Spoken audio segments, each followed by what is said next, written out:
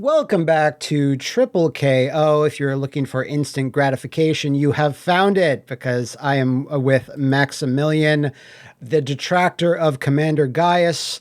I am also with Justin Wong, CEO, Third Strike 2024 champion. Soon Justin to be Wong. Evo 2024 world champion for Third Strike. No way. There's so many Japanese players coming for Evo this year. It's going to be insane. Like Sho, the guy that won Evo Japan, he's like trying to get that 2-peat real fast. Yeah.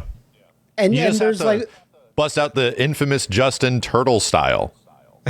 Oh yeah, that didn't really go too well, didn't it? and there's some like players. I forget who, but you're helping a Japanese or Korean player come over to Evo this year. Yes, I'm flying out the best Makoto player in the world, Yes. Tominaga, from Japan. Whoa, Tominaga's coming? Yeah, I'm flying him out. Holy just shit, because, cool. I messaged him, right, and I said, "Hey, are you going to Evo?" He's like, "No money, no sponsor, currency's terrible." I'm like, "Oh, you know what? I got you, right?" And I think the only reason why I paid for his trip, not because he's the best Makoto player in the world, but because he's obviously really good at Third Strike. But when I asked him to play a set when I was in Japan, he's agreed. He came to the arcade, he beat my ass, and he gave me a bag full of anime figures that I was a fan of. So I'm like, wow, that's the nicest ass beating I ever got. And because of that, I felt like, he was like so welcoming. I was like, you know what? I'm going to give him a chance to go to Evo Vegas for his first time and see what he can do. I looked at the bracket. He has a very good shot of making top 6. So I'm really excited to see how well he'll do at Evo. Yeah, next Makoto's week. definitely a top 8 character in Third Strike. It hasn't happened in the last couple of big tournaments, but still, yeah, her destructive power to just rip your life apart with one command grab is definitely there. Because I was going to say a Makoto winning like a Evo, like the biggest AF. Third Strike. Yeah, that'd be hype AF, and it would be like Capcom going, people like Makoto? Yes! Yeah. They do. I also don't want people to tweet Yun Chung Lee top 6 again. So I want people to see that Third Strike has a lot of variety, because usually when we see variety, it's always the Co-op Cup team tournaments, right? Exactly. The 5v5s.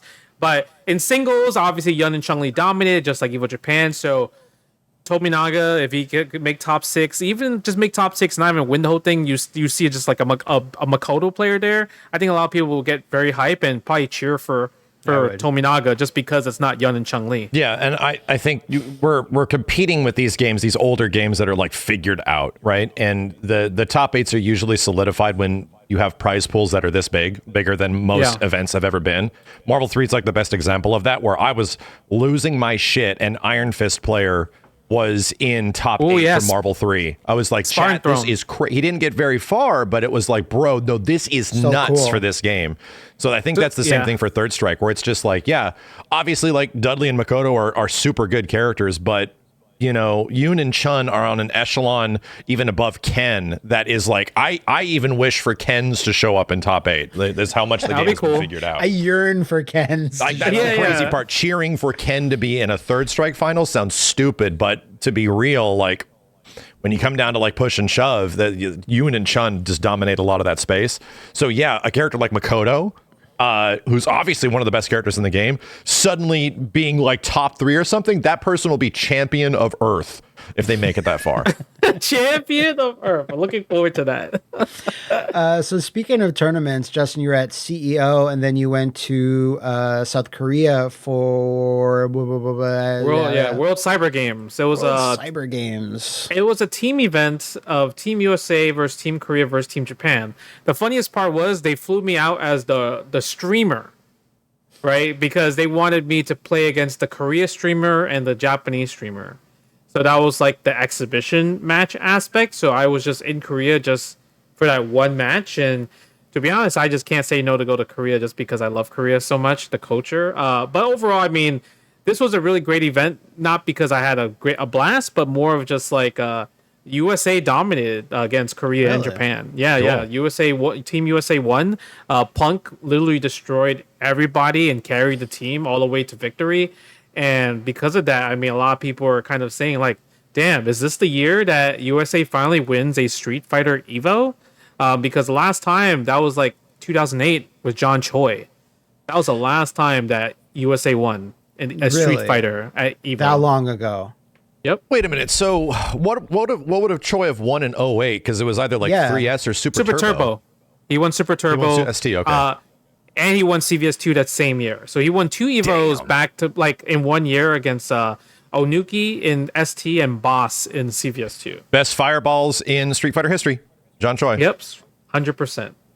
Damn, I'm still like, my eyes are still bugging out over 2008. I was like, 2010? No, nothing. Yeah, I was like, wait, SF4 wasn't even out then. So I'm like, which Street Fighter was he? And Choi didn't play Third Strike, so I'm like, it's one of the others. Yeah, Street Fighter EX3. Dude, Choi still plays. Like when the pandemic was going down, I was just like looking for stuff to watch, and Valle was getting back into Alpha 2, and he would just run sets with John, and it was the most enjoyable stuff to watch, like Alpha 2 sets. It was like, oh, this is so cathartic for me. Seeing like these old players, like the best at the games, just going back at it again. So he still plays now on Fightcade, like like Super Lore Board, Riz1, and like this events and everything. Yeah. Last year he was at EVO, John Choi, and the retro community flew out the best Alpha 3 player in the world, Version from Japan, and John Choi beat Version in the Alpha 3 side tournament at EVO. Bullshit. Yeah, he did. So like he still plays these old games like crazy. Like it's insane. Like this is like after he finished work, puts the baby in bed, logs on Fightcade, plays some old stuff, run it back, repeat. So that's like kind of like his lifestyle right now. What was also really enjoyable, I have to say, I'm not sure if Max has heard it, but Justin and Yipes on a commentary team together is, I don't know if this is like the first time you guys did it. You must have done it before, right? We've done it before a few times already, but I think it's more just like we just vibe, right? Because we're both from New York and everything like that. So, and we just really like to pick at each other. I think that's the most fun. So. Yeah, Justin, you guys' commentary duo was awesome. The Marvel Finals was great, right? I have to ask you a question. In a theoretical Marvel versus Capcom 2 Twitch Rivals event that could potentially go down after the game comes out, in a theoretical one in a fantasy world that doesn't exist, in a position like Yipes and Justin Wong, folks that are good at commentary, but also know how to press some buttons in Marvel 2 just a little bit. What happens if, our commentators should also be players? That's kind of tough, actually. I actually been having a lot of fun just commentating more often and just like explaining the games, talking about the thought process. So I feel like with Marvel 2, like, because I've done Marvel 2 commentary in the past, and a lot of people, obviously don't know too much about the game. So maybe I think it'll be better as if it's a Twitch Rivals that I would just be more of a commentator. Sure. Or maybe I just fight the boss. I'll fight the last. That is the content creator brain, because I thought the exact same thing, and I was like, buddy, what if I haven't even just this is a theoretical fantasy world. Yeah. I'm just throwing out the thought process that what if one of our commentators, what if like Justin, for example, fought the winner, or whoever would feel comfortable, like fight our commentators and run that set. And then if the person that won the tournament could also get like a bonus if they also win the set, that would be really cool. Yeah, I think that would be a pretty cool, like, kind of like hidden boss battle type of thing. That would be pretty sick. I would be down for that. I kind of came to this conclusion when we had Yipes do commentary for Marvel 3, where it's like, Yipes is also super good at Marvel 3. He can definitely take several people that were in that tournament back in our Twitch Rivals 2020 event. So I felt kind of bad asking him to be a commentator exclusively, but he was like super down with it because he's always this incredibly cool dude. He just wants to do cool shit. So at this point, it's like, I think we can make a special case scenario, in a hypothetical fantasy world to get you guys on the sticks as well. Have him on the show at some point too. There is a collection coming out too. We should definitely have Yipes on the show close to the collection coming out to celebrate. Yeah, that would be pretty cool. Yeah.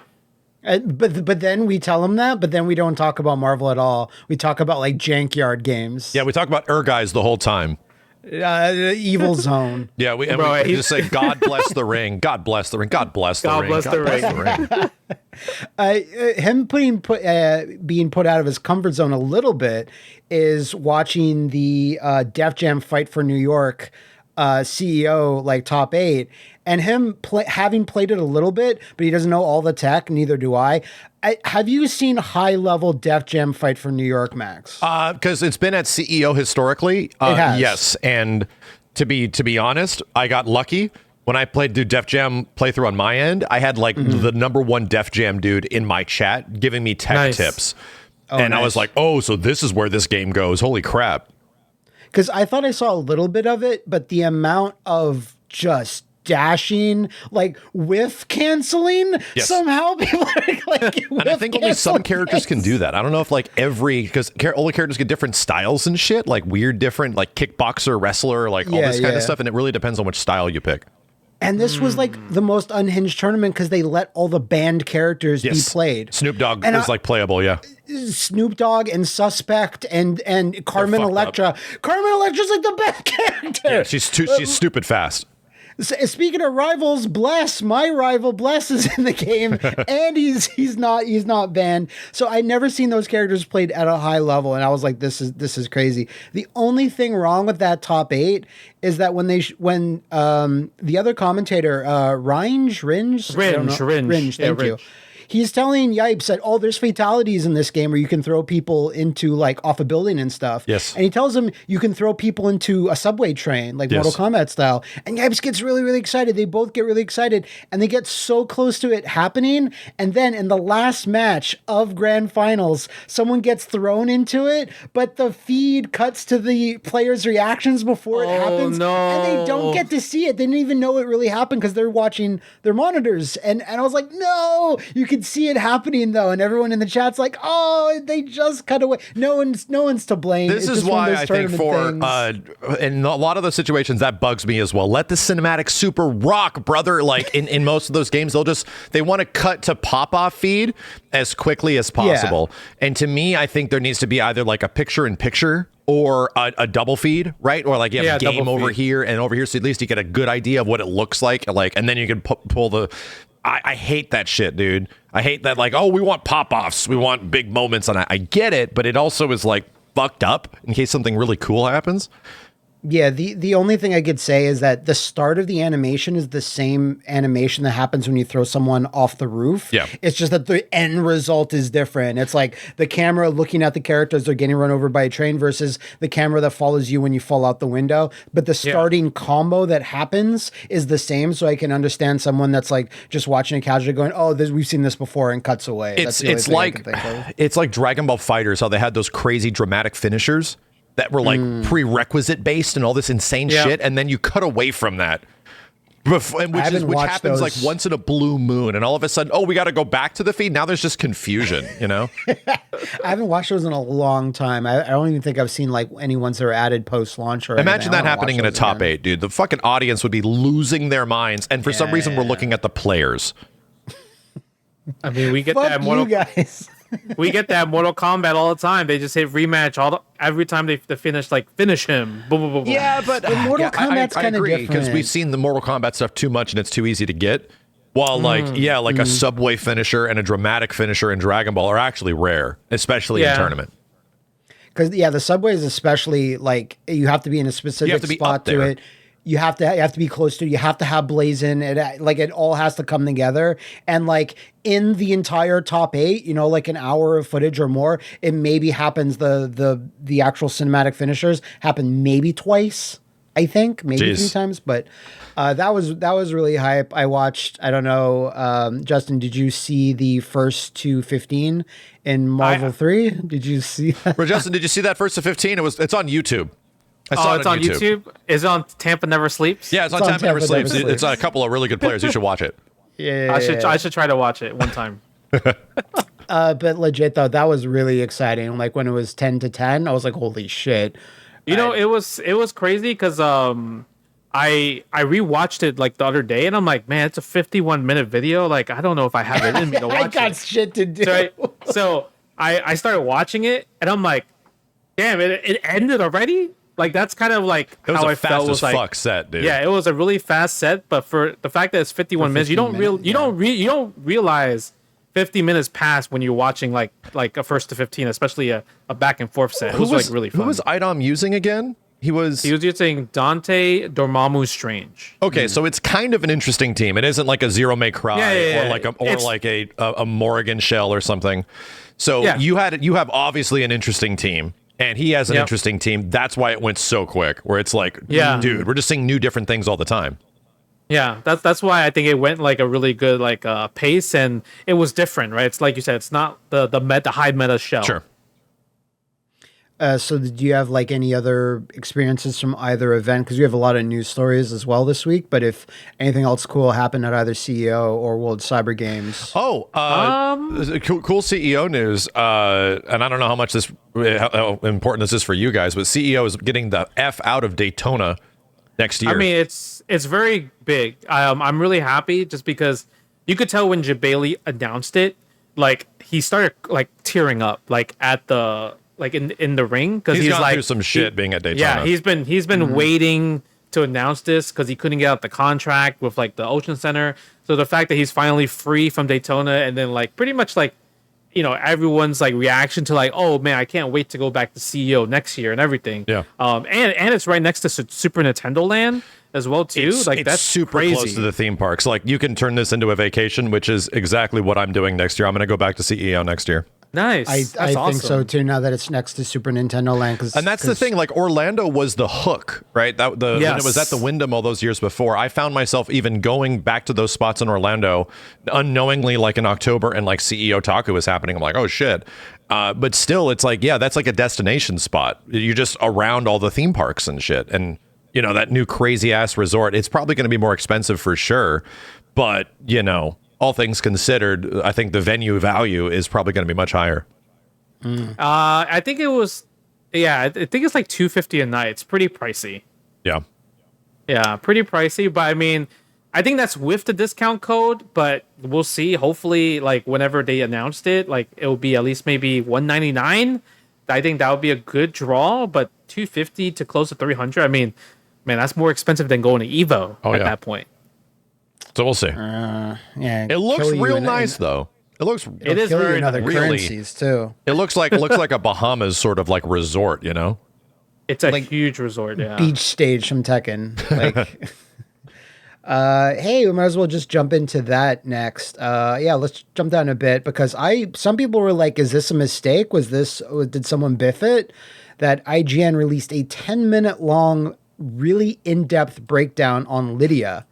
Ahead of we're recording this on the Thursday, so the Tekken panel all about Lydia is supposed to happen later tonight. So some people were like, "Was this an unlisted link?" That's usually what they go over in the Tekken talk.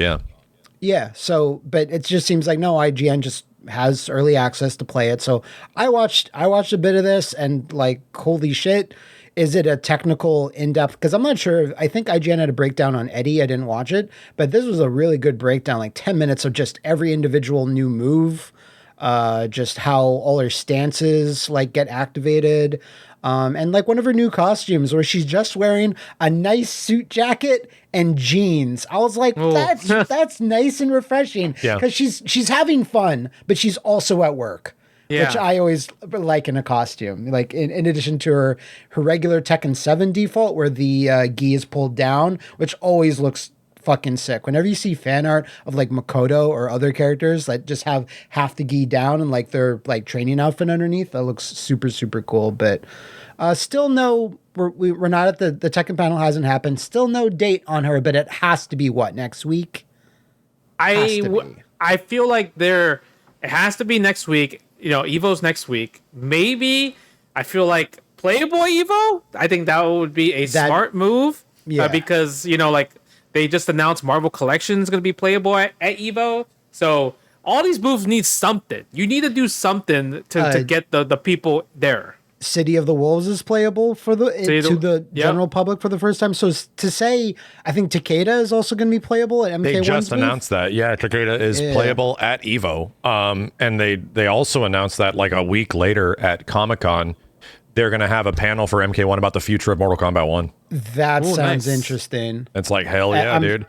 I'm surprised that's not at Evo, but at the same time, Mortal Kombat goes big for San Diego Comic-Con all the time. Like the last couple of years, do, and I hope that there is a tease at Evo, right? Yeah, they need to do that. Takeda is going to be playable at Evo, so we're probably going to get a Takeda trailer sometime this week or something like that, because everyone's going to know everything by the time we're at the event.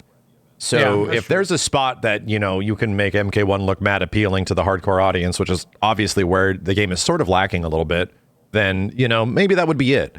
I'm still in the firm belief that like MK1 is really close to being like a super awesome game. It just needs obviously some work in some directions.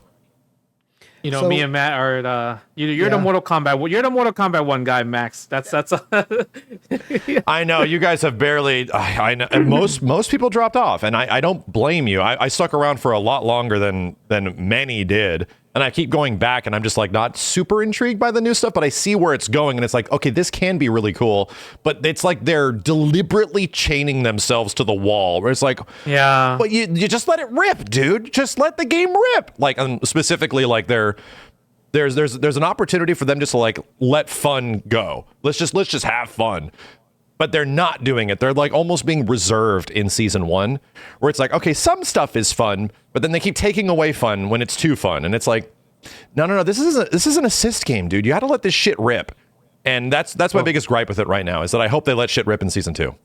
Well, Homelander's a lot of fun right now for a lot of people. Yes, he is. He is really cool. Don't get me wrong. He is super cool. I think it's the other stuff, like more ambush cameos, all that kind of shit. Yeah, it's just right now. I think right now they're talking about a lot of communities, like they hope Homelander's banned because he has an infinite pretty much, and we'll see. He's he's also an evil guy. Like, let's not. He's a piece of shit.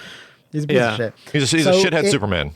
In that announcement of Takeda, like there being basically a Takeda build, Ed Boon kind of went in a multi-part thread on Twitter just saying like this Takeda build, or like when Takeda comes out, there's going to be a pretty substantial patch that's like giving new new like cameo special moves. There was new ambush cameos for like a lot of characters, like brand new ambush moves on cameos. It's like, whoa, holy shit.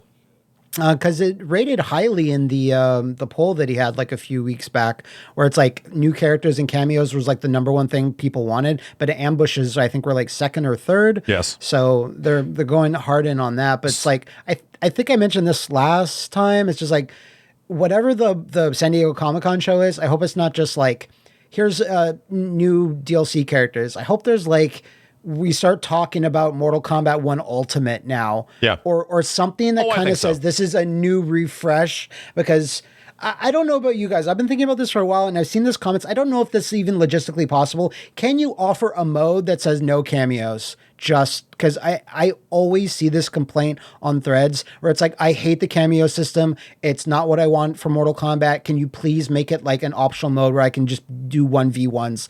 And in my brain, I was like, no developer will ever do that. We built the entire game around it. You can't just do that now. So even if so it's boring. optional. The interesting thing to note about that is I have not heard anything about a 1v1 true. However, early on in the game files, and this could be just early code, when the game first came out, there was shit in there for an actual tag mode. Yes, I remember that. Or a tag mode. And an actual like proper 2v2 tag mode that I think the cameos weren't there. So it's like, oh shit, so that exists in some way. Either it was like the foundation or the basis and people still like, managed to mine the code out of the Unreal Engine for the game. But I get really excited thinking like that could be a different mode, like actual true 2v2. Like, holy shit, man. Granted, it wasn't successful in Mortal Kombat 9. It was cool, but nobody played it. So will that be the thing that really gets people on board with MK1? I don't think it will be, because, buddy, like, I'm going to be very real here. The Mortal Kombat audience is fickle as shit. And if you don't do exactly, like, Mortal Kombat is effectively the Call of Duty of fighting games. It's massive, it's huge, and each iteration from one to the next has, like, minor changes. When you change stuff too much, everyone gets big mad. Some people like it, like, people that like gameplay stuff get really happy when things change a ton, like, really change. But still, if you deviate that much outside of the 1v1 nature of the game, I don't know, man. I don't know if that'll pull people back in. Because compared to like 2D classic Mortal Kombat, right? It was very small changes, like tiny things. Like here's like dial combos, and that's kind of it. And in the 3D games, essentially they're all the same, right? Just the style switching. But this in the new era of Mortal Kombat, it's like there's substantial, huge changes in every game. Yes. Like, you know, variations in MKX and in MK11, whatever the fuck it was. Yeah. What was it even in MK11? It was just it was the defense. MK11 was just Injustice 3. To be completely honest, like a lot of the stuff, the way things worked in MK11 was very Injustice-y. Like the breakaway stuff, the fact that you can tag on, like you can use meter on top of an existing special move for like a mix-up. That's exactly the way Injustice works. Then now we reverted in MK1, old school meter usage, you know, like the way things act is going back to Mortal Kombat 9 when everyone's way happier with that. Well, some people are way happier with that. Other people's obviously aren't. But it was clear that like MK9 and MKX were born of the same blood, right? Like those games are like, oh, MKX is mostly just Mortal Kombat 9 with like running, you know, like cool. MK11 was something completely different. It was like a new Injustice in many ways. And now MK1 is something completely different again. So like big ups to them for always changing it. But at the same time, it's like, yeah, what you said is correct. It's like people... It's like, I don't like this. I mean, it's still selling super well. Like it's still like in the top 20 of like, you know, Street Fighter 6 and Tekken 8 have already kind of dropped out because Mortal Kombat is, like you said, the Call of Duty. It still hangs around there. Sure. It's just that as we saw in the EVO participation numbers for each game, it's like the second lowest, I think. Well, yeah, bottom two. You cannot doubt the audience pull that Mortal Kombat has always had. You can't. But do I think this game is selling as good as Mortal Kombat X or MK11? Hell no. No, I don't think so. I don't think so. Will that still be better sales than all the other fighting games outside of Smash? Absolutely, 100%. Mortal Kombat has just got such a bigger reach and a bigger audience. The problem is that audience doesn't give a fuck about playing the game competitively. Yeah. They don't. They just want to fatality their friends. Yeah, they just want to fatality their friends, their family, everything like that. Or watch it once and never play it again. You know, like that's the relationship a lot of consumers have with the Mortal Kombat franchise. And as a Mortal Kombat 1 content creator, right, when it is seemingly okay, because it's almost impossible to make content around Mortal Kombat without getting your channel demonetized. That's true. Always forget. The other content creators that make videos for MK1 have echoed the same sentiments that I had. People lost interest so fucking fast, dude. Like people fell off of this game almost like harder than MK11. And MK11, like there was a big drop off on audience really fast because there wasn't much to like learn. Everyone was sort of playing characters the exact same way, you know? Yeah. And there wasn't enough variety from one person's gameplay to the next person's gameplay to be like, oh, I want to see how this person plays this character or that. No, you pretty much play the character that way. So MK1 has that problem to a certain degree because, you know, just pick Chameleon cameo. It's just the best shit in the game. Yeah. So anyway, I think that's a challenge that Mortal Kombat is happening with its like game design or most NRS game design is that ever since Mortal Kombat X, it's hard to really get some individual identity in the gameplay styles, and people just kind of play it the same.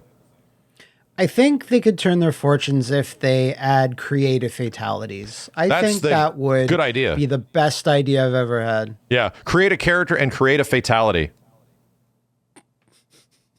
Create a never gameplay. Done that before, ever. create a combo. Yes. Create a combo. Just make Fighter Maker Mortal Kombat. You should do create a fatality and rip out 7 spleens. Just another one and another one and another one. Did you see this video going around saying in the competitive Mortal Kombat Armageddon space, if you just do the thing that switches the character's side, like you do that input where you switch a character around so they turn around, that's the fatality, and you just do that 50 times in a row, and it's just the most annoying shit and no one can do anything about I kind of laughed at the term competitive Mortal Kombat Armageddon space. They're out there in these streets. They're out there. They're representing. Like I'm sure Ketchup and Mustard are working hard.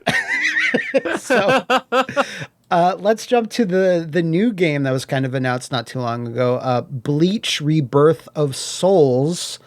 A little bit of the gameplay shown in the trailer, and it's still kind of unclear whether this is really an arena fighter or like actual No, it's like Demon Slayer. It's kind of like an arena fighter. Looks like an arena fighter to me. Yeah, it's like one of those Bandai Namco games where they're like, you want this game. It's been a long time since we released a Bleach game, yes. So we know what you guys want. They literally took the way Demon Slayer is played, the game that they released, and just put Bleach in it. Yes, it feels like literally a copy paste, a traditional arena fighter anime game. Just like similar arena, all these mechanics, everything looks kind of the same, and the difference is franchise. Like this is a different franchise. Yeah, who developed the Demon Slayer? Okay, CyberConnect 2. The Bleach game is actually made by Tamsoft, and I was like, Tamsoft. They created Toshinden. They have not made a fighting game in a long time. Holy fuck. Yeah. Yeah, they haven't made a fighting game in a long time. What they have made was the Senran Kagura series and Oni Chambara. So the last game I played from them was Oni Chambara Origin, which was like a nice looking cell shaded remake or, reboot of the franchise. And that had the most mechanical depth of anything with the zombie bikini slayer's name. So that's the last thing I played from them. It was actually quite good. But in terms of fighting games, they haven't made anything in a while. And I just thought at least that was interesting. I was like, holy shit, okay, they haven't made a fighting game in a while. I wasn't expecting them. Because, I was expecting CyberConnect. But Tamsoft, I didn't even know that they were still around. It's crazy that CyberConnect is, if they made that Demon Slayer game, that they are still out there. That they are practically, I think, the originator of the arena anime game. I think with so, like the old Naruto they made the games, Naruto right? games, yeah. Naruto / Dragon Ball games. I think they kind of like started it. No, didn't they make the PS2 one that was more like Smash? They could have. Yeah, jeez, dude. This is either a toss-up between CyberConnect 2 or... Dude, no, it was Aiding. Aiding made the GameCube ones. The weird off games are CyberConnect 2 and Aiding, and there's one other one. Who made Asura's Wrath? CyberConnect. That was CyberConnect 2. Okay. Yeah, so those are the big ones where it's like CyberConnect 2 and Aiding. The weird like offshoot, sometimes they venture into like Dimps, but Dimps has history in a lot of 2D games, right?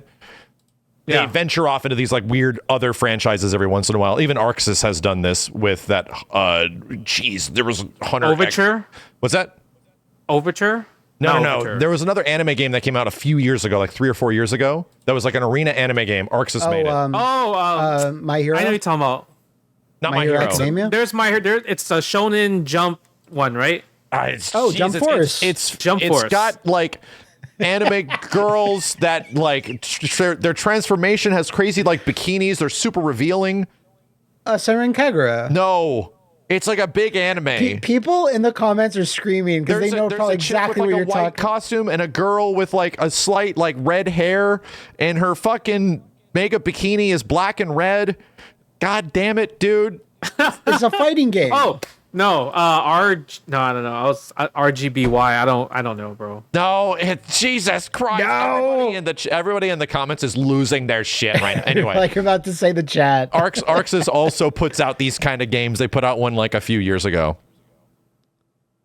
It was made by the Evangelion. I think Gainax did the animation. Oh God! Sorry. Kill a Kill. Kill a Kill. Yes! We got there, boys. Yes! Kill a Kill. Our old brains.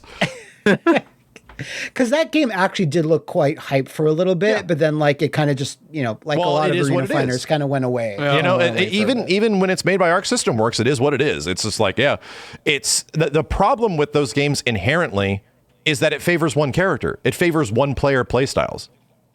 Because it's third person, dude. It's the hammer's back here. So when you want to fight somebody else, you have to like split screen it, and that sucks for the sake of competitive. It just sucks. It's all about unlocking all the there's 80 characters, or not 80, maybe that's in Dragon Ball's case, but there's 30 characters. It's all about unlocking the ones that you like. It's the reason why the only other Dragon Ball game outside of Dragon Ball FighterZ that's been taken like competitively kind of seriously was Dragon Ball Super or Super Dragon Ball Z on PlayStation Dragon 2. Ball Super, yeah. That one is also arcade, kind of arena-like, but the difference is it's very 3D. The difference is the camera defaults back here, characters are here. So it still gives, they go in and out a little bit, but it doesn't completely like all of a sudden we're just favoring one side of the fight so much. And it's very motion, like it's just motions for like supers and things. It's not like, one button specials. It's still the one that is played like if you watch old Dragon Ball games or any other Dragon Ball game that's not fighters, that's the one that still has kind of like a competitive scene. I think that's the one that like actually the creator, like the guy that created Street Fighter 1 and then left Capcom, I think is Akira Nishitani? Not Nishitani, I think. Who the hell made Super Dragon Ball Z? Is it? No, it's Super Dragon Ball Z, not Dragon Ball Z Super. Super Dragon Ball Z. Super Dragon Ball Z. It was made by Crafts and Meister. It's Arika. It's made by, I think it's Akira Nishitani. Okay. Yeah, he's still there. Arika and Crafts and Meister. The hell is that? It was like they made Majin and the Forsaken Kingdom on the PS3. Like they didn't last super long. Long. The director of Super Dragon Ball Z is literally Akira Nishitani. Okay. Guy that made Street Fighter. Yeah. Yeah, cool. That I remember burning that on my PS2 specifically because I was like, "This is Street Fighter." Burning it, 3D Street Fighter on because I didn't have any money, so I had to burn it. And me really loving it. And like, yeah, I think either GuileWinQuote or someone did a really good video on it, just explaining how good that game is. Wow, we went on a tangent.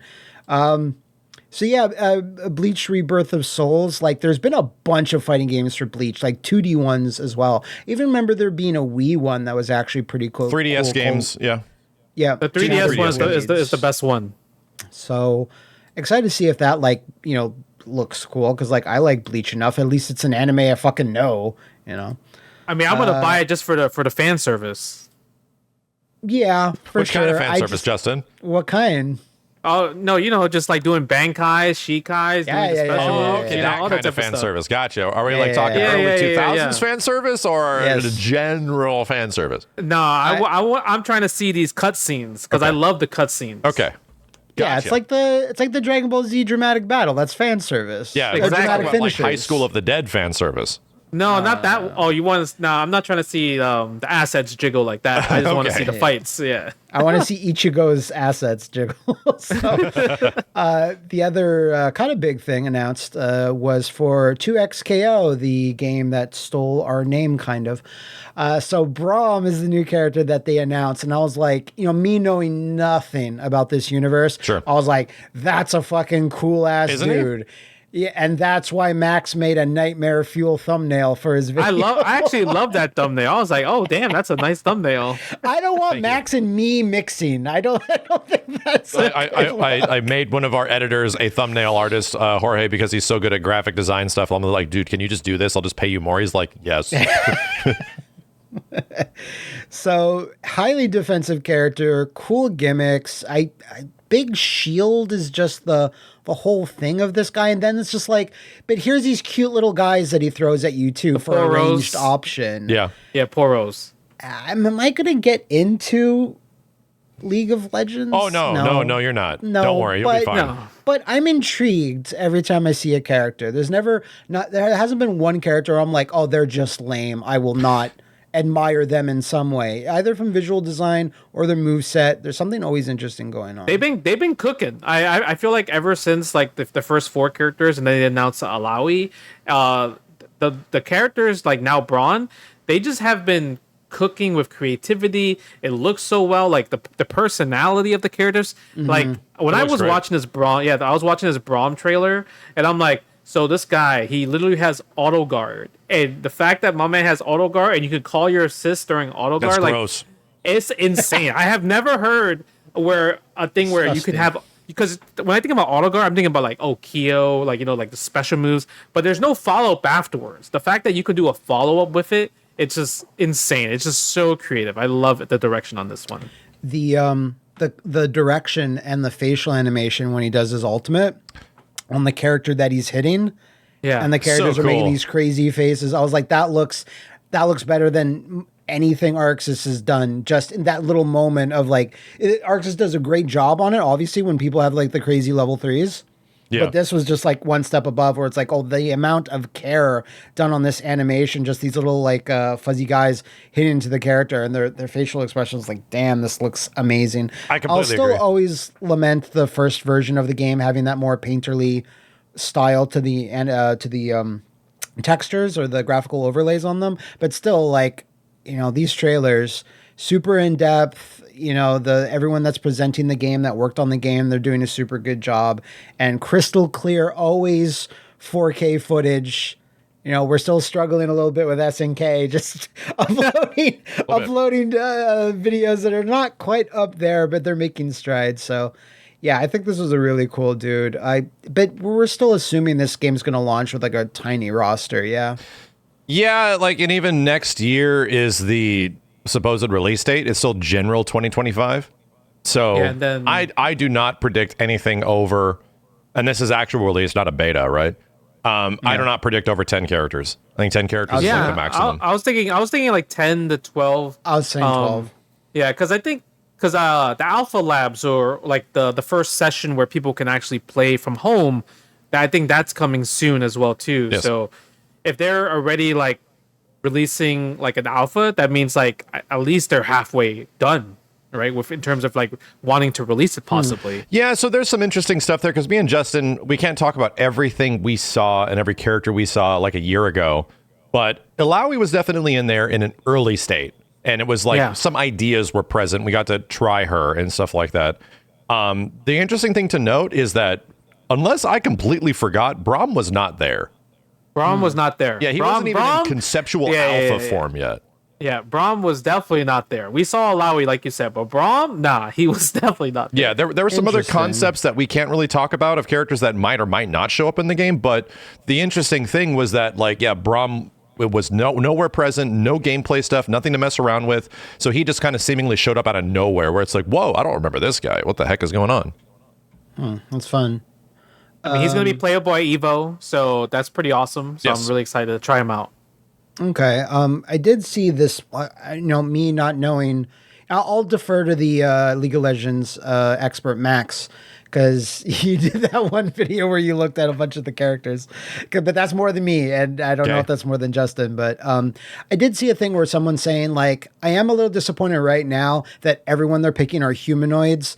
That I didn't even know this, that like League of Legends has a bunch of like crazy monsters and animal characters that you can just put there for visual variety. Like, they'd be just cool to have one or two. And I'm like, oh, I didn't even know that. That would be cool, because if you have like 1,000 characters or how many they have, I'd imagine putting in one or two that are not just humans would be a good move. I actually didn't think about that. I totally did not think that there was all the characters so far are just humanoids. Yeah. Yeah, I didn't think about that. I mean, girl with foxtails is as close as we're getting, but that's not. Girl. And I think I'm sort of waiting for like a super cool character, like an aggressively cool character. Yasuo is cool because he's a samurai, and samurais are just naturally sort of like quote unquote cool characters. But I know nobody's really done it as of yet. Like, we kind of want like an edgelordy Dante style guy. Sort of. Like, I'm looking for like a really, like, I naturally gravitate towards like cliche cool characters, and nothing really is in the name of They have the vampire character. I forgot his name. Yeah, I forgot his name, but he's a cool vampire-looking character, so I think he would look pretty cool in 2XKL. Yeah, they have a lot to work with on the League front in general. I'm just saying, as of right now. To be completely honest, in terms of like character archetype, like giant buff character wielding big heavy thing was in no shit already done. It's just that now we have the male version of it as well. Mm-hmm. We got 3 giant big characters. We got Darius, Ilaoi, and Braum. They're 3 big bulky characters. Yeah, 3 big. Yeah, like half the roster is giant bulk lords with big thing.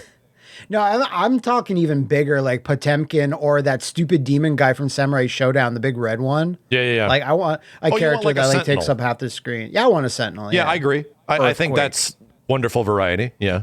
Or Sentinel or a Juggernaut. Yeah. Oh, yeah. And it should be a big monster, too. And you should win things by watching, anyway. So, yeah, Braum looking cool. Definitely. So yeah, Justin added this in and I forgot about it, or I didn't forget about it, but just like, yeah, it was just the other day. I guess because the makers of Dota are tired of waiting for 2XKO to release, they decided that Dota 2 would have a new patch that would have a 2D fighting game with moves Has anybody tried this yet? into it.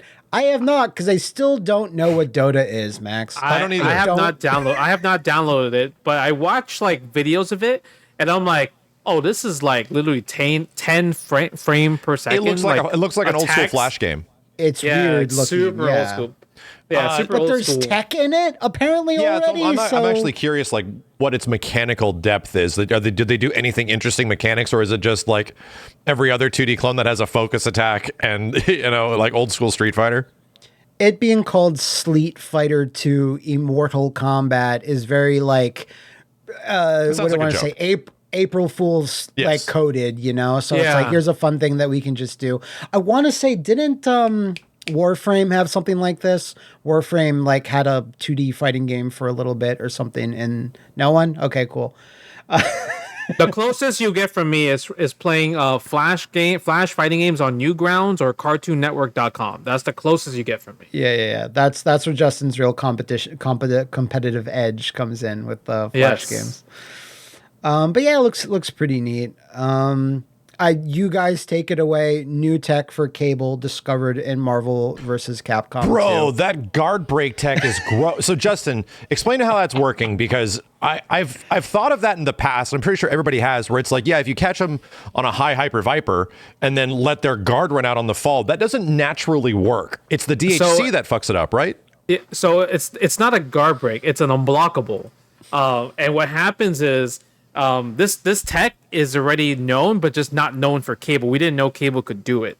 And how you normally did before was you use Iron Man's proton cannon. And right when you're about to land on the proton cannon, like right when the beam is about to hit you, if you DHC right there in terms of the visual, like it's about to hit you, you cannot block the first hit of the beam. So you instantly just get juggled, right? And that's why when Cable is doing the up beam and going to the down beam and it's not even hitting the character, once you DHC, for some reason, the invisible beam hits you and you just get juggled by the rest. So I just lost it. Yeah, I lost it because I'm like, I didn't think there was a reason to do this Ghostbuster, spam the laser up to laser down.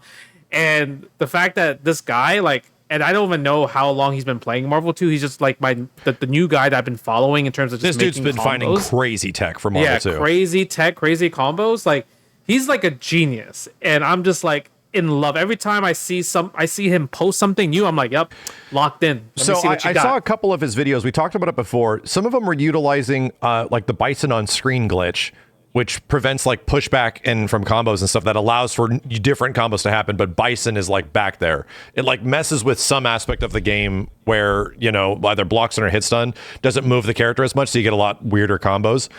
That was like one thing. Everything else he's discovered is actually natural combo state, right? Yeah, it is all natural combo state. Even the one where he found a way without using Bison to just lock the window screen. So like your character can't move. So now he has like a new Silver Samurai Infinite. It's like kind of crazy the stuff that he's been discovering. So, and all the stuff that he showed with this Cable one, he's showing practical scenarios of like how to do this, how to set this unblockable from an air throw, from getting hit by Captain Commando Corridor. So this is like legit tech that Cable players can use, and it's really important, I guess, because when you think about it, Cable has been falling off in the competitive Marvel 2 space. Really? Yeah, he was getting replaced by Iron Man because, of General Thriller and a bunch of the other Iron Man players been just like, 300% kill. But this gives Cable players new hope because now they can set up unblockables and put you in situations that they couldn't do before. So it's interesting because we're about to get a whole bunch of new people that are about to play Marvel 2. What is Team Scrub in Marvel 2? It's like Cable. Is it Psych? Which one is it? No, so it's Cable, Sentinel, Commando. There you go. Those teams are about to become like really popular because they get results fast, right?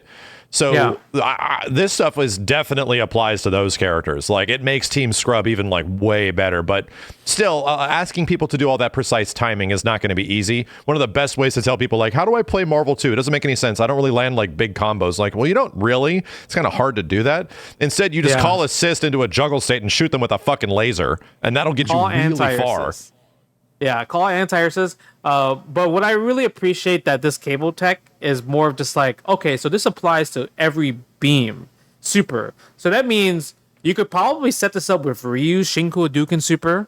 A bunch of those characters with beam supers you can probably make it unblockable nice. With that like 1 frame DAC glitch. So I'm really excited to kind of see like what other people are gonna find, and with the Marvel collection coming out, I mean, we're gonna have a brand new wave of like lab monsters that played Marvel 3 go into Marvel 2, and they're gonna find more stuff and maybe like kind of like show off like really cool stuff. I don't think the game's gonna evolve in terms of like new meta, but I do think the tier under God tier, like the trap characters, will get a lot better.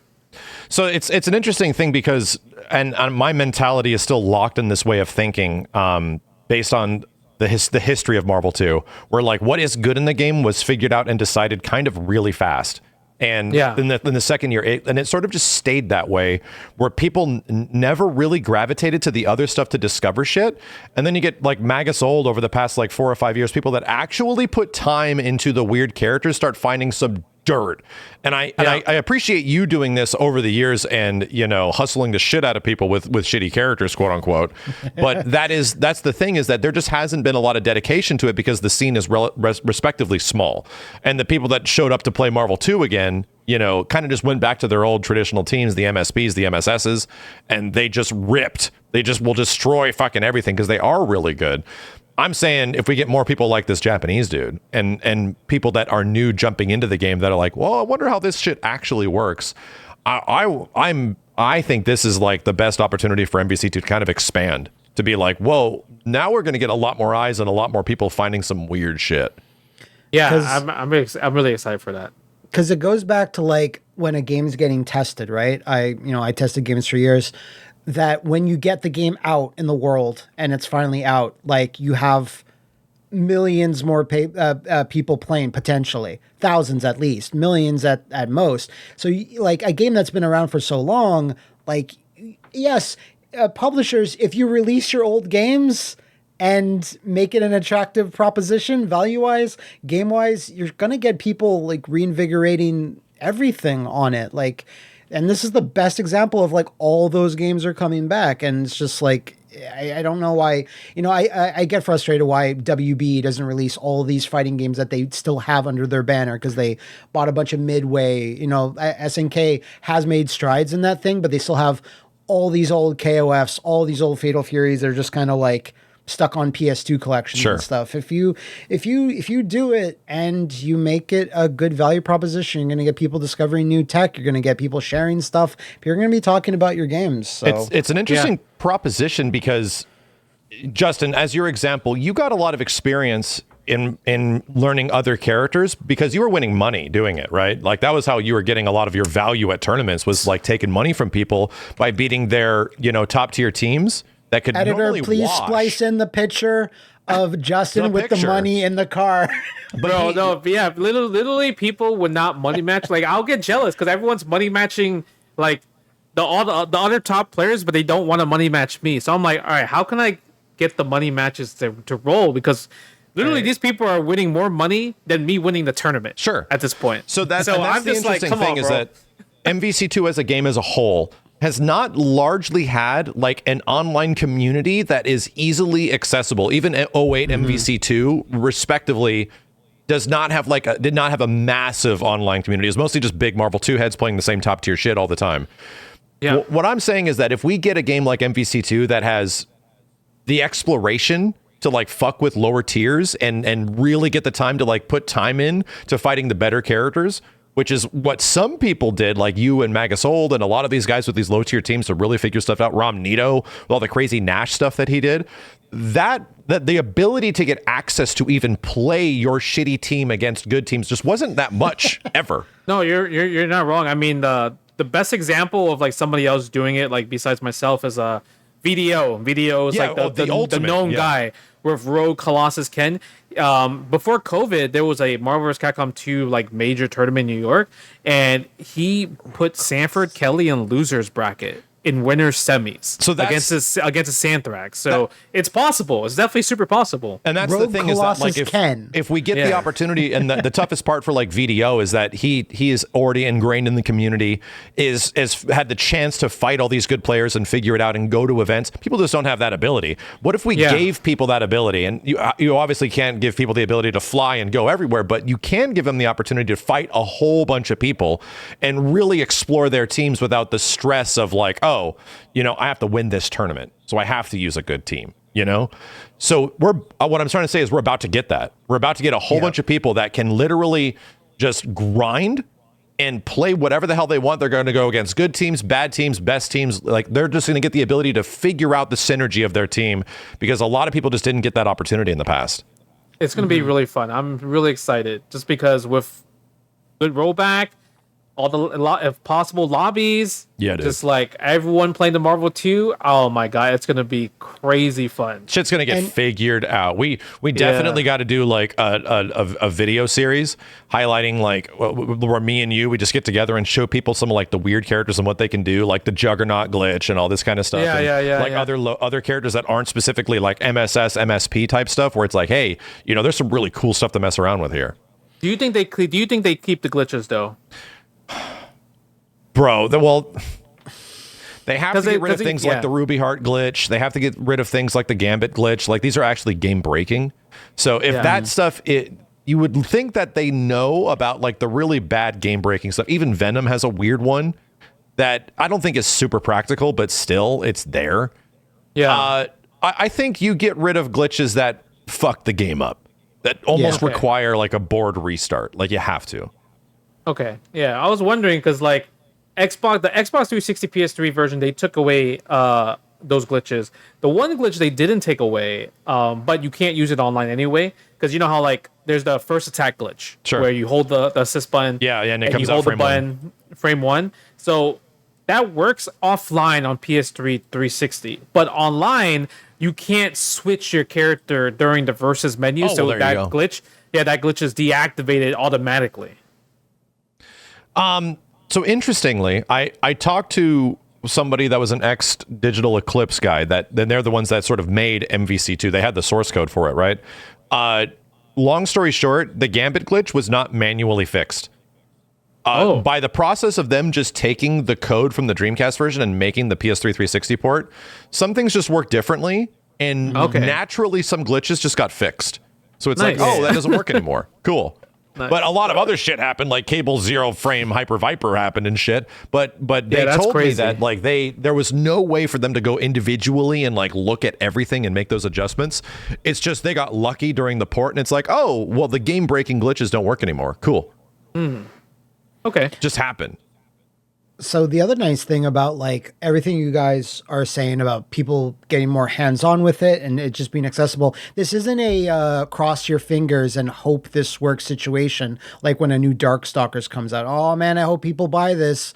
We know the game is already a success. It's like top pre-ordered game on Amazon, whatever it is, like the physical, just the physicals. It's been top 10 PS4 and Switch for like 2 weeks.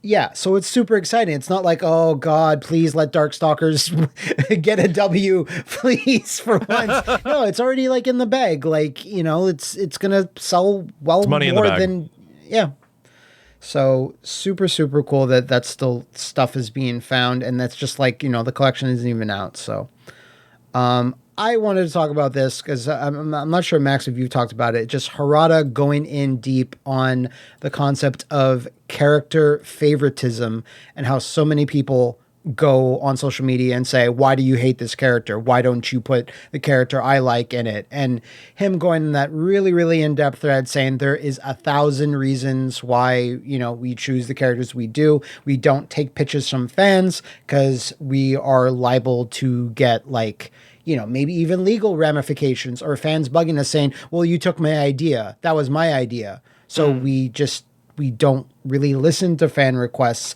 in that sense, that if you come at me and say, I want this character's from this country, there's all this stuff, we're probably gonna ignore that, because we have to make our own choices about characters we feel should be represented. And just, we've talked about this before, but just going to poor Ed Boon's social media history, and it's just people screaming, why do you hate my character? Why is my character a cameo? Why is my character, like, it happens on every game, even, for Street Fighter 6, just people, not liking the direction of the season 2. And I don't know about you guys, if you were in your teens, like 17, even in your like early 20s, do you think, or did you get angry when certain characters would miss out on certain games, like, like Tekken 5 or Third Strike or Alpha 3? Like, there's still, like, do you remember getting angry? Because I don't. But at the same time, I think there was a time where I was getting annoyed where certain characters were in games, but I can't really pinpoint it. But I certainly don't now. I do want certain characters in certain games, but I know that this is just a revolving door, and they have to keep rosters fresh. It sounds like people that have no familiarity with how these things work, the history of them, and they're just like currently on this thing right now, and they're passionate about it, and they'll drop off in the near future. Yeah. I think the closest for me of getting upset was probably MVCI. I think that was the closest. When there was no X-Men. I mean, that was valid. that was a giant sprawling, we're just omitting this huge amount of characters that have literally comprised the history of the series. And that was like out of their control due to shitty business reasons. I'll be honest. I feel like the only time, and this is favoritism, because we'll just say this, what we're talking about is favoritism here. Like, your favorite character did not make it. Okay. There was one time where I was kind of upset, but did it cause me to like go to forums and scream and stuff like that? This is like 2011 when Marvel 3 came out. I did not specifically love the launch roster of Marvel 3. Vanilla. Marvel vs. Capcom 3. I played like Iron Man the first month, dude. Like, oh, that sucks. That sucks for you. It sucked. So, but why did I do that? Dude, Strider was gone. And it was kind of a rough, in my opinion, that roster got a lot better with Ultimate Marvel 3. There's a lot of nice variety. So that's the only time I kind of really remember where it's like, this sucks. Like, this shit sucks. Yeah. I was a Marvel 3 hater in the beginning too. Yeah. I'm not gonna lie. I was. I think it's because at that time we were so like, no, Marvel 2 is the best. Marvel 2, Marvel 2 is the best. Yeah, I agree. I made jokes forever of just like, of characters acting like they're Marvel 2 versions. Like, that's the superior version, because... Yeah. I remember the launch roster, Sans DLC of MKX, because MK9 had everybody, like literally had everybody but some like 3D characters, and then MKX like just put in the combat kids. They replaced a lot of people. These combat kids was probably like that early mentality. Fuck the combat kids, fuck them. But then the DLC is like, I don't care anymore. I don't care. All these horror icons are here, so it evened out in the end. But I remember being like, oh, like, yeah, I know Mortal Kombat does probably the most. Historically, Mortal Kombat probably does the most rotating rosters. Take these characters out. We released a fucking Mortal Kombat game without Scorpion once. Yeah, and it was dumb. And it was dumb, and we corrected it, like, shortly thereafter. But they've done the most, where they just take all these characters out, put all these new ones in, cycle them out, cycle them in. But MKX, I remember being like, oh, man, really? Them too? Oh, so okay. I think there's the animosity comes from a point of view of people that got all the shit that they wanted in a previous game. Like Smash Brothers will always have this problem from this point forward, straightforward. If there is a future for Smash, it'll always have an issue. They're screwed for life. They're almost screwed for life. The problem with Mortal Kombat is that Mortal Kombat 9's roster was fucking incredible. Like, who made it in that game, at least in the core roster, not even including the DLC, was mad. It was like the perfect MK roster. And then in MKX, they switched everything around. And MK11, they switched everything around. And MK1, now they're favoriting PS2 characters. It's like, bro, can we just get like the MK9 roster back? And it feels like almost no games technically give that to you. And it's kind of the same thing with, like, to a certain degree, like Street Fighter 4. Where Street Fighter 4 had a really good roster as well of characters that were just like wide variety. Let's bring back almost all the alpha characters, like all this shit. And now Street Fighter 5, like, got almost the same size roster, but it felt like it was somewhat lacking in a lot of ways. And Street Fighter 6 is sort of in a similar situation where we're still, I feel like we're comparing it to Street Fighter 4's roster still. Which is, whenever you look at I don't know how long it's been for y'all, probably not Justin that long, but when you look at that lineup of Street Fighter 4, Ultra Street Fighter 4's roster, it's crazy.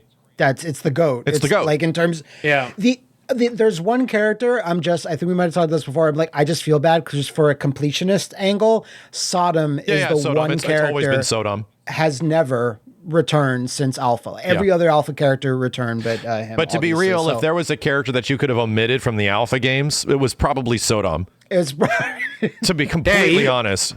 You would rather have Birdie than Sodom? I think that was a choice, one or the other. You know, because if they're kind of similar characters in a similar way, they do like big lunging command grabs and shit. Yeah. So I feel like you could have flipped Birdie or Sodom, and the difference would have been no different. You know? Yeah. But garbage food eating Street Fighter 5 Birdie, I'm kind of like, I'd rather have Sodom in there. Just because I hate Birdie in that game. Yeah, Birdie was pretty disrespectful. Don't get me wrong. He was cool. I loved him in Alpha. Sure. Yeah, no, but what they did to him was pretty disrespectful because Street Fighter V is of the goof era of Street Fighter. Yeah. Imagine what a weeblord like Sodom, like Ultra Gaijin made by Japanese people. Imagine, and we're going to really push it, right? Imagine that in a Street Fighter 5-verse. It would almost feel like this is borderline offensive. That could have been really bad. It could have gone bad. I don't know how bad, but like, yeah, it could have been. Or they could have played it straight and be like, no, he's just like Alpha version again, or whatever. Yeah. It's just like weirdo in armor, and that's he's essentially like a goofy version of Geese, like American guy obsessed with Japanese culture. Now, he is technically in Street Fighter 6, where it's never expressly said, but he runs like a merch shop. You would know this, Max, if you play World Tour mode. What? He is nothing. Don't worry about it. He is like implied to be the one selling stuff out of a van, which is very Sodom coded. Yeah. Okay. You know where he would have been perfect? Cross Tekken. Yes. He would have fit in Cross Tekken he would be sick. And I think he was in the background in Cross Tekken. That got put over in Ultra Street Fighter 4. Yeah, I think he was had like a different design or whatever. He was super huge. Yeah, he was super huge. Yeah. So I do feel for characters that have not been around a long, long time, and there's like, you know, in the last season of KI, it was just kind of like you can just put Eagle in there. He's the one character that like is a legacy character that's always been mentioned and then they put him in. They finally did it. Yeah, like KI got to a point where like, okay, so we added literally everything.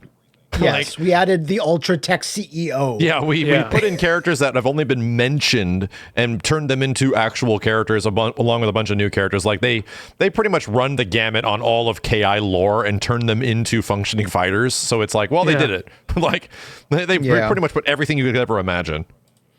And all of this spurred from people kind of coming at one guy specifically just saying, why do you guys hate Anna so much? Anna always gets shit on, and in her ending she always loses, and Nina's in every game. How like, where's Anna? And that's like the most like related clone sister character that's very like, you know, attached to another character. She just is Nina but red. You know, like that was her origination. Yes. So it's like, I get how any company would like, well, we don't want to put them in because, you know, this character is always popular. Yeah. Every character has their fans and stuff. And exactly. It's just because people love fighting game characters so much, and I get why people get passionate. So what you're saying is effectively like, Anna was in enough games over time, right, where she really grew like a hardcore fan base. But is she ever going to make it into a Tekken game ahead of Nina? No. Never. Absolutely not. Is there a Street Fighter equivalent of that? It's the only time was Chun, when they took Chun-Li away from Street Fighter 3, and that was weird. And it was not a good call.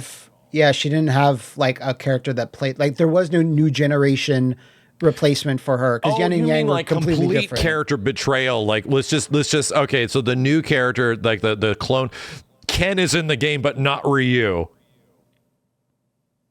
Yeah, that's what you're the saying. thing, I guess. Yeah.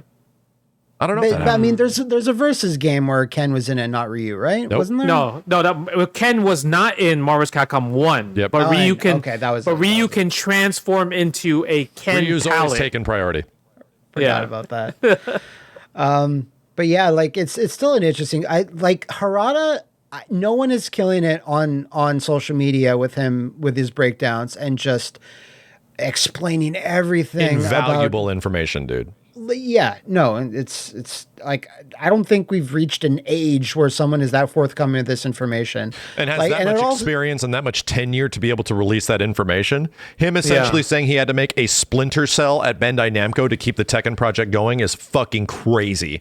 That he like I'm just going to talk about this. It's like, and he can talk about it because their games have been successful enough, 7 and 8, where it's like, what are they going to do? Fire me? Like type of thing. Exactly.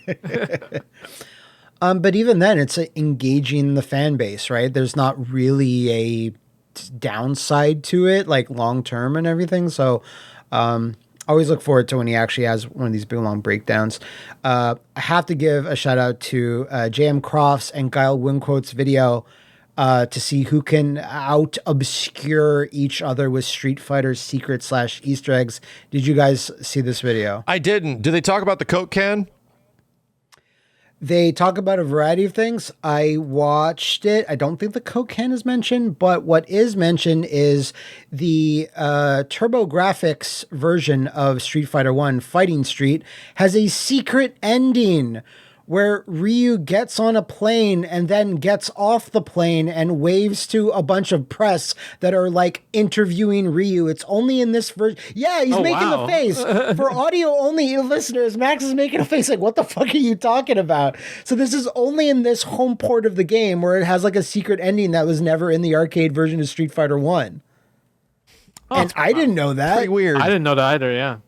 The only one I know of weird thing about Street Fighter 2 is that one stage has a Coke can on the ground. It's Chun-Li's stage. Yeah, it's like Chun-Li's stage. And they in the 30th anniversary collection when they re-released Street Fighter 2, Digital Eclipse had to actually get into the sprite work of the game and change the Coke can because it's obviously a fucking Coke can. Yeah, the same thing happened for the arcade one-up cabinets. Capcom that's the same code. Like you can't have a Coke can in there, bro. Yeah, they had to remove a lot of stuff before they were like, yeah, you guys can release this product. One I really liked is Jam Cross pointed to the fact that Relento's Take No Prisoners Super, the one where he hangs them, does not work on Cody because the Final Fight characters. So it just doesn't work on Cody. That's cool. But it turns out it seems like that was more of a bug because that was corrected in revisions. Yeah, you know what's weird about Cody is that he... Though. Yeah, what's weird about Cody is that he actually, they didn't talk about it at all, but Cody has a bunch of glitches. Like if you have an air projectile, so if you do Relento's knife, right, and then the Cody player is on Vism where he gets the auto dodge. Mm-hmm. If he auto dodges an air projectile, he stays in the dodge position for like 10 seconds. Oh, okay. Yeah, that's very much a bug. Yeah. The other thing that was it was changing rocks. I remember this being weird. Changing rocks in Sagat stage on the floor. There's weird rock positioning Magic depending rocks. on the versions. Yeah. Which is again why that's so bizarre. I mean, I always go to my go-to now is just in Capcom. I think we might have talked about it before a while ago. Capcom Fighting Evolution. Their T-Hawk is in the game in a background, but he's just a redrawn Ken sprite from Third Strike. Yeah, he's in Ken's Third Strike pose with the arm. Yeah, and they just, dude, there's so much lazy bullshit in that game. I hate it. Like I love it. Some background characters aren't even like redrawn. There's one lazy bullshit, and it's that Alex's Third Strike, not character art, but his not in-game character art. His artwork that isn't represented in the game at all. He has this pose where he's doing this in Third Strike. Yeah, I know. And they just stuck it in the back of the CVS2 desert stage. He's just back there going like that. Yeah. It's the most based fucking game ever. That shit is amazing because it's such a weird, like, Capcom, you don't do that. Yeah. You guys don't do that. That's not the type of stuff you do. You do like, amazing backgrounds, and just that one game being the outlier. I love it. Mike Tyson in the background of Street Fighter EX3 is also super sick. What was it? Mr. T. Oh, sorry, Mr. T. Mr. T. Mr. T. And I feel like I might have been the one that discovered this like 7 or 8 years ago or some shit when I were the only one got playing the a game at the PS2 time. game running at like a higher resolution. I'm like, is that Mr. fucking T? What the hell? So we'll link that in the description for people to check it out because, yeah, very, very good time. I think we can maybe like go into what our predictions are, since Evo will be the next thing that's coming up. Whoa. Just in terms of announcements and things, because SNK and Capcom both have like come out with a little like SNK specifically, the characters that will be added into City of the Wolves.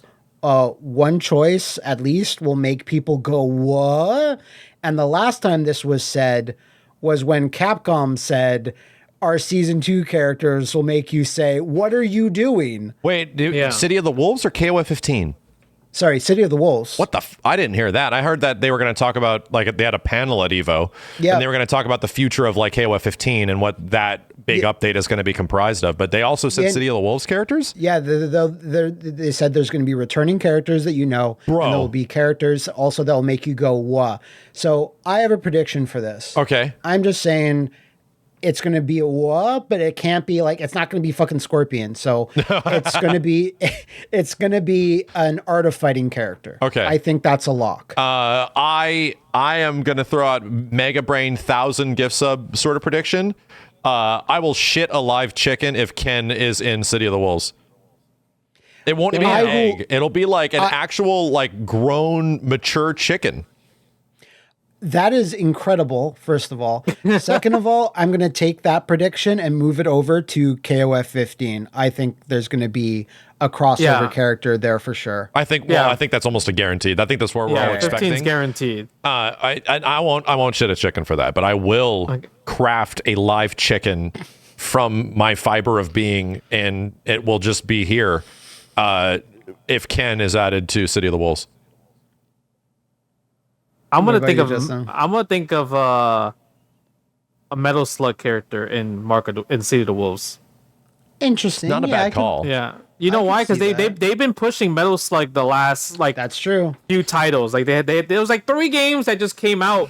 Master Gage is all Metal Slug related. So I don't know. Did a Metal Slug character make it into KOF 14 or 15? We got a stage. That was it. It was Neo Geo Battle Coliseum, but that was a close. We have a stage. And we have the music for 15. And there's literally the KOF 15 Metal Slug stage. So yeah, Theo made it into Maximum Impact 2, and that's technically a KOF game. Counts. Yeah.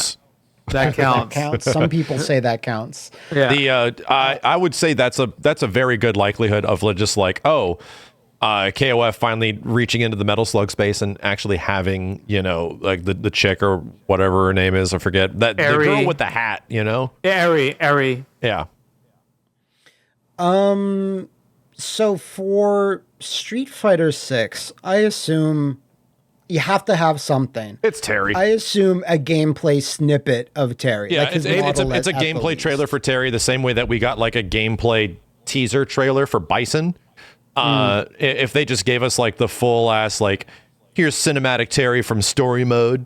Hi. He throws his hat for some fucking reason and he walks over and picks it up again. Yeah, so Street Fighter McJobber, World Tour guy, shows up and he's about to get beaten by a bunch of like Ripper and Hopper for like Geese's 2 right-hand guys, and then a hat falls down onto the floor and Johnny McWorld Tour is about to pick it up and Terry picks it up ahead of him and he's like, "Are you okay?" And then just Buster Wolf's. Did you see the new Buster Wolf? It's huge. Why is it's too big now? We were all complaining. Now it is too big. Buster Wolf is the most hilarious move because it's gone through in every single game so many different degrees of like awesome to what the hell to to wow, it's too big. Like, it's the funniest move.